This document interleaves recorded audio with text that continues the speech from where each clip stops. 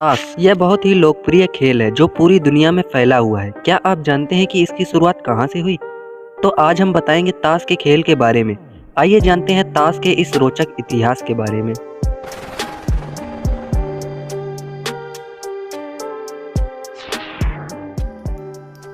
ताश में कुल 52 पत्ते होते हैं, जिसमें से 4 सूट होते हैं, जिन्हें चिड़ी, हुकुम, ईंट, पान कहते हैं। प्रत्येक सूट में 13 कार्ड होते हैं, जिसमें से 3 कार्ड बाकी कार्ड से अलग होते हैं। यह 3 कार्ड राजा, रानी और गुलाम होते हैं और बाकी के 10 कार्ड में पहले कार्ड को छोड़कर नंबर लिखे होते हैं, क्योंकि फर्स्ट कार्ड में 1 की जगह ए लिखा होता है। ताश के पत्तों की पूरी गड्डी को डेक या पैक कहते हैं और एक खिलाड़ी द्वारा उठाए गए पत्तों को हैंड कहा जाता है। सबसे पहले 6th सेंचुरी से लेकर 9th सेंचुरी के बीच में करीब 1400 साल पहले ताश जैसा खेल चीन, भारत और पर्सिया में खेला जाता था। भारत में इस खेल को क्रीड़ा पत्रम के नाम से जाना जाता था। यह कपड़े का होता था और इसका आकार गोल हुआ करता था। इसमें कुल 144 कार्ड होते थे और 12 सूट होते थे। प्रत्येक सूट में 12 कार्ड होते थे, जिनमें एक राजा होता था और उसके 11 फॉलोवर होते थे, जिस पर कलाकृतियां बनी रहती थी। यह खेल मौजूदा ताश के खेल से कुछ हद तक अलग हुआ करता था। क्रीड़ा पत्रम का जिक्र 16th सेंचुरी में अबू फजल के आईने अकबरी में मिलता है। इसका मतलब यह बिल्कुल भी नहीं है कि क्रीड़ा पत्रम खेल 16th सेंचुरी में आया था। यह खेल तब भारत में कश्यप मेरू यानी कश्मीर, राजपुताना और उत्कल उड़ीसा में खेला जाता था। शायद यह खेल 16वीं शताब्दी से भी पहले मौजूद हो। बात अगर सबसे पहले जिक्र की करें तो प्लेइंग कार्ड्स यानी ताश के खेल का पहला जिक्र 9th सेंचुरी में चीन के तांग राजवंश के एक लेखक सु ई ने अपने एक संग्रह में किया है, जिसमें बताया गया है कि 1868 में यहाँ के सम्राट ये जोंग ऑफ तांग की बेटी तोंग चांग लीफ गेम यानी पत्तों का खेल अपने पति के रिश्तेदारों के साथ खेलती थी। चीन का यह गेम भी 9th सेंचुरी से पहले खेला जाता रहा होगा। 13th सेंचुरी तक यह पूरे यूरोप में फैल गया। मेमलुक शासन काल में यूरोप में यह खेल बेहद लोकप्रिय हुआ। शुरुआती ताश के पत्ते हाथों से बनाए जाते थे। उधर यूरोप में 1400 के आसपास कलाकृतियां लकड़ी के सांचे से कपड़े पर बनाई जाने लगी थी। 1400 से 1500 के बीच में छपाई कागज पर भी होने लगी।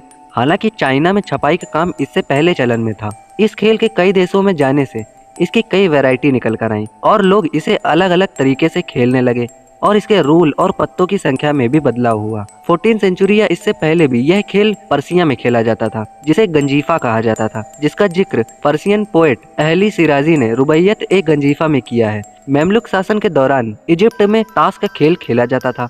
इजिप्ट में 4 सूट के साथ 52 पत्ते का खेल होता था। इसके 4 सूट पोलो स्टिक्स, क्वाइंस, स्वार्ड्स और कप्स होते थे, जिसमें 10 स्पॉट कार्ड यानी नंबर वाले कार्ड और 3 चित्र वाले कार्ड होते थे, जिनका नाम मलिक यानी राजा, नाइब मलिक यानी वजीर और थानी नाइब होते थे। जो वेरिएंट आजकल अधिकांश जगह खेला जाता है, उसका प्रारंभ सन 1480 में फ्रांस से हुआ था। 15th सेंचुरी तक इस खेल के यूरोप में अलग जगहों पर अलग अलग वेरिएंट प्रचलन में होते थे, जिसमें 4 सूट की जगह 5 या फिर इससे भी ज्यादा होते थे। 16th सेंचुरी में मुगल काल में भारत में गंजीफा खेल काफी प्रचलित हुआ। इसका खेलने का प्रकार और इसका आकार सब कुछ ताश के पत्तों से बिल्कुल अलग था। 20वीं सदी तक यह पर्सिया, जो आज के समय में ईरान है, यहाँ यह ज्यादा टिक नहीं पाया। गंजीफा के भी कई वेरिएंट्स भारत में बने और खेले गए। आज भी इसे कई जगह देखा जा सकता है। उधर 16th सेंचुरी में पेरिस में ताश के पत्तों और इसके डिजाइन पौराणिक नायक नायिकाओं के नाम पर रखे जाने लगे, जैसे हुकुम का राजा डेविड, पान का राजा चार्ल्स, ईंट का राजा जूलियस सीजर, चिड़ी का राजा अलेक्जेंडर, हुकुम की रानी पलस, पान की रानी जूडिथ, ईंट की रानी रसेल, चिड़ी की रानी अर्जिने, हुकुम का गुलाम ऑजिया डेन, पान का गुलाम लाहिरे, ईंट का गुलाम हेक्टर, चिड़ी का गुलाम जूडस मैकबस। 18th सेंचुरी आते आते अमेरिका में भी यह खेल काफी प्रचलित हुआ और वहां से सन 1870 में इसमें जोकर को भी जोड़ा गया। फिर 19th सेंचुरी में ट्रांसफॉर्मेशन प्लेइंग कार्ड अमेरिका और यूरोप में काफी प्रचलित हुआ। अभी तक जो कार्ड थे उनमें कोई ना कोई चित्र बने रहते थे, लेकिन ट्रांसफॉर्मेशन कार्ड्स में राजा, रानी और गुलाम को छोड़कर बाकी के कार्ड्स में उनकी जगह सूट के सिंबल ने ले ली। आइए ताश के कुछ फैक्ट्स जान लेते हैं। इंग्लिश डेक के सबसे निचले कोर्ट कार्ड को नेव कहा जाता था और इसे शॉर्ट फॉर्म में KN लिखा जाता था, जो किंग के K से बहुत अधिक मिलता जुलता था। इसलिए 1600 के दशक से नेव को अक्सर जैक कहा जाने लगा।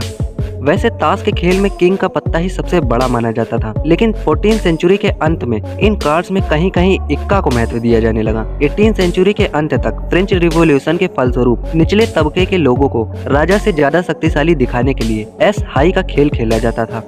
इंग्लैंड के जेम्स प्रथम के शासनकाल में आमतौर पर हुकुम के इक्के पर ताश बनाने वाले का चिन्ह दिखाना अनिवार्य कर दिया गया, क्योंकि उस समय एक कानून बना था जिसके तहत ताश पर एक चिन्ह लगाना जरूरी हो गया, ताकि यह पता चल सके कि ताश बनाने वाली कंपनी ने टैक्स का भुगतान कर दिया है या नहीं। 4 अगस्त 1960 तक यूनाइटेड किंगडम में ताश की छपाई और बेचने पर टैक्स लगा करता था और हुकुम के इक्के पर छापने वाले का नाम और कर चुका दिए जाने से संबंधित एविडेंस का एक संकेत हुआ करता था। ताश में हुकुम के गुलाम, पान के गुलाम और ईंट के राजा के आधे चेहरे ही दिखाई देते हैं, जबकि बाकी सभी में सबके पूरे चेहरे दिखाई देते हैं, जिस वजह से इन्हें काना यानी वन आई भी कहा जाता है।